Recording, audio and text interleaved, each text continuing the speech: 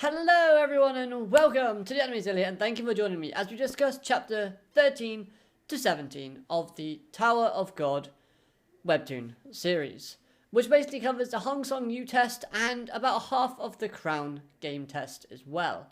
I was going to complete the Crown game, however, due to a shortage of time, since I'm going away for a few days and I finally got some time off work, hooray! I'm kind of bulk recording a few videos at once. Therefore, unfortunately, I can't complete the Crown game with the limited time that I've got. But, fear not, we've still got a lot of good things to talk about. So let's start off with the Hungsung Yu test, shall we? The test itself was very simple. All you had to do to pass was to open one of the 12 doors within the space of 5 minutes. But the real takeaway from this was to kind of see if the examinees are able to act quickly and to make decisions fast without hesitation. Can they open the door to their path and to their future without kind of dwelling on it and without taking too long? One line in this block of chapters from this test was basically like, the world doesn't wait for you. You have to kind of make those decisions and grab a hold of your own destiny. Well, paraphrasing, but that's kind of the gist of what they were saying. And I loved the way they showed how other characters went about doing the test. This is something that I don't really see in the anime, but they did it in the webtoon series I thought was great. They're all given the same sort of hints, but each team has a different reaction, which kind of helps show off some great characteristics from each members and each different team, and the teams involved. The actions were based on the information that they had and their personalities, both combining together to give us some very comedic, yet pretty cool segments involving said characters. We have one guy pretending to be like a prophet from God and saying, "Don't worry guys, I will find the right door for you," and just make loads of random weird noises. And I love the fact that Hungsung Yu was just like, not even going to explain it because it'll just go over their heads. I thought that was great. Was it Lorio? The guy in the sleeping bag. I know his name, I just can't pronounce it. He was just looking for somewhere to sleep after being forced to choose a door. The old hag lady, she was very kind of aggressive with him and said, "You can't sleep here, you gotta help us with this test." And he did. It was comedic and it was pretty cool. Shibisu was actually really smart and useful, piecing together all the clues that were given to him from, the surroundings and the hints he was given to conclude his answer and to find that basically all you had to do was open that one door. I like the fact that Shibisu actually did something, and he does quite a lot in these block of chapters I'm talking about, these 4 chapters, and I think overall this displays Shibisu's character in a very positive light and kind of makes me like him a bit more. And then we go to Team Bam, but more specifically Kun. It was great to see this amount of backstory from Kun's character, as it appears his sister failed to become a princess of Jihad. Instead, we learn that a girl called Maria, in fact, became that princess, and it was rumoured that Khan and Maria kind of had a close relationship with each other. Again, this was rumours and speculation. We had a lot of people in the background gossiping, and there was a lot of text and a lot of kind of he says and she says kind of things going around that actually kind of made Kun's character feel a lot more lonelier. Whenever you've got a character that's walking or just standing, and there's loads of people chattering behind them and talking about them behind their backs, it often symbolises that character is quite lonely. And we do learn that his family was kicked out of the royal status, which obviously means that, he is kind of lonely as such. But one thing that this block of information does brilliantly, and this is something that is apparent in the webtoon series, is the display of text that we see. There's a lot of speech and there's a lot of text. Now, most of that text isn't actually necessary for you to read. It's just people talking in the background. But again, it's that visual representation of everyone talking and Kun just kind of standing in the middle and listening to it, just kind of makes that scene a bit more impactful, and it just portrays 2 things: chaos and confusion. I thought that was brilliant. Now, throughout this kind of test, Kun looks like he is in a lot of pain and a lot of worry and confused, and things are going on within inside his mind internally. And it looks like it might be a bit too much for him to handle, seeing that, his mother's words are kind of being thrown into his thought process, in where she says stuff like, don't trust anyone, don't listen to anyone, only trust your own sort of self. And then you've obviously got the inflatable neon bad guy giving him the hints and that going into his thought process. And it gets a bit muddled and kind of, confusing. Kun can't make a decision. He's very indecisive. And I like that. When there's someone who is a smart character that overthinks drastically, has that kind of mentality breakdown and stuff like that, I think it's pretty cool. And his mother's words coming in there seemed like poison. The stuck with Kun from present day all the way back to when, the flashback shows her talking to him. Brilliantly. It makes, his struggles a bit more believable and a bit more kind of down to earth. One thing that I noticed, though, that was missing from the webtoon series and was in the anime was Kun basically saying after the test he wants to keep that light in Bam's eyes after asking Bam why he wants to go after Rachel. And I think that's kind of an anime-only thing now that they were using to kind of help build that relationship between Bam and Rachel and maybe that connection between Kun and Bam so they can kind of not break it but build upon it in like a second season or something. But again, maybe that comes at a later time than this webtoon series. Who knows? This whole test, though, was a great character showcasing of just mentality and the mental state of the characters and the style of their thought process. I thought that was brilliant. The art style throughout most of these chapters and this test, just actually this block of chapters in general, was absolutely brilliant. The art style was actually kicked it up a gear, and I really do appreciate that. Yes, we still had some of the goofy kind of badly drawn images of people, but we do see a lot more panels where they're really nicely detailed and well thought out.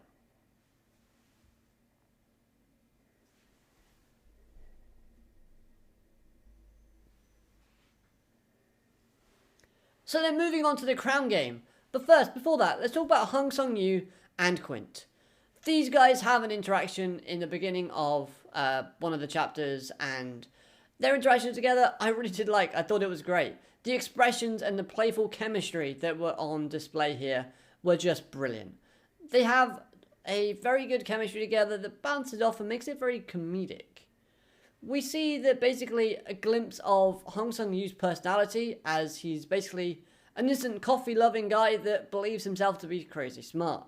He's one of those people that thinks he's the smartest guy in a room, and he often praises himself whenever he gets a good plan ticking in his brain. We see that. His face just goes, "Hi, amazing."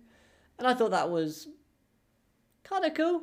And then we see Quint, on the other hand, he's just kind of like he's a crazy out there guy that doesn't want to do the maximum effort. He just wants to do the minimal, and then hopefully someone else will clean up the mess if a mess comes along, which is exactly what happens.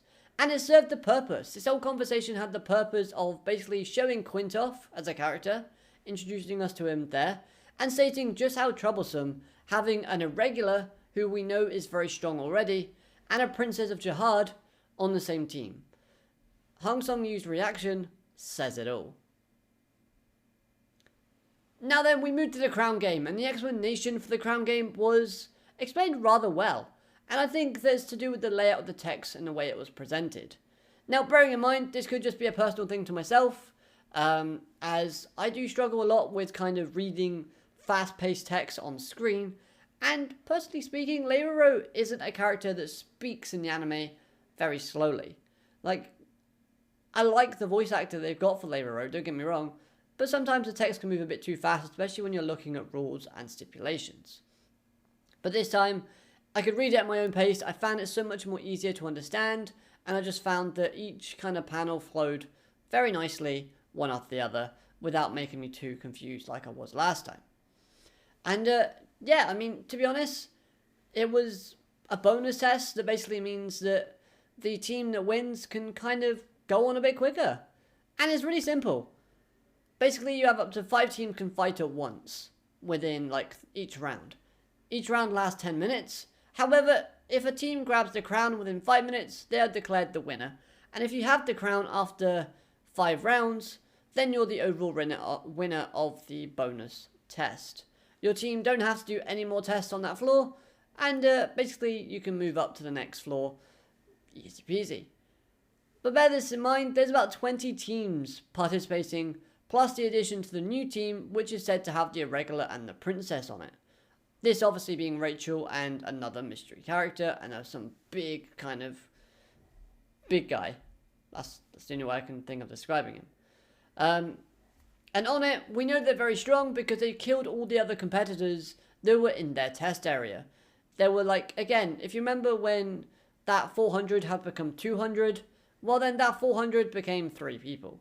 That's how terrifyingly strong they want to build up these 3 characters up to be. Now, throughout these entire kind of block of chapters from 13 to 17, it did a really good showcasing of Team Shibisu. And it helps make you like the characters in that group a little bit more, as it shows more personality, more vigor, more kind of, just more parts to them in general. Shibisu isn't the best fighter within the series. That much we can tell. When he says he has killer moves, like, whoa, whoa, whoa, he's, sorry, green screen, he's, you know, he's just bluffing.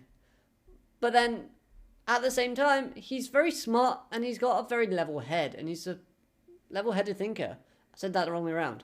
Plus, he's pretty genuine and quite kind and respectful, especially towards his conversation with Bam.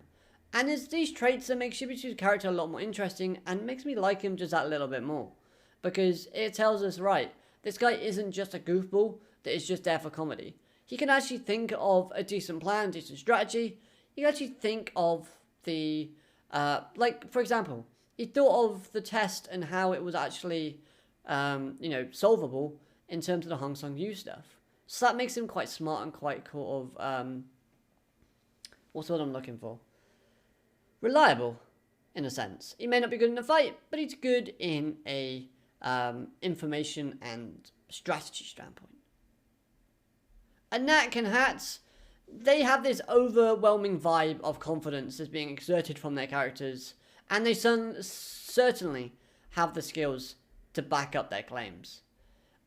The action was really good throughout this. The art style complemented it really nicely as well.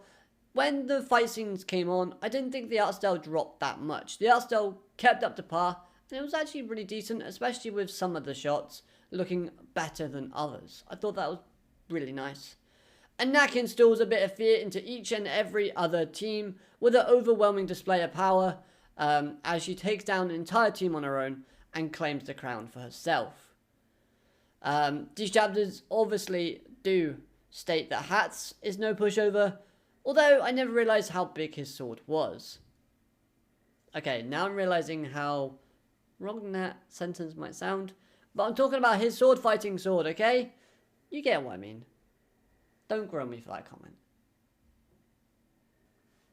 So, up to this point in the crown game, we end it off to the point where Anak is on the throne, and Shibisu and Hats are fighting off against the team of the old hag, the blonde hair with the horn, who is called Hal, and the sleeping bag dude, who is just resting in his like chamber thing. And the cliffhanger is obviously, will Hats kill off the guy in the sleeping bag because he believes he's got no honor? If he's willing to let his friends go out there and sacrifice their lives while he just sleeps it off, then that is not honor. And yeah, I mean, to be honest, there's not a lot of juicy details in this crown game, but the way they're going about it, I think, is really good because it's, again, a showcasing of characters in a different way than what the Hungsung Yu test displayed it. The Hungsung Yu test basically displayed characters in a good light in terms of their ability to think on their feet and their mental state and their kind of thought process, while the crown game is showcasing characters in action and in their skills. So I think that basically does the same trick and the same purpose for both, but at the same time it tells us, the viewers, look, these characters are good at one thing, and then these characters are also good at another thing.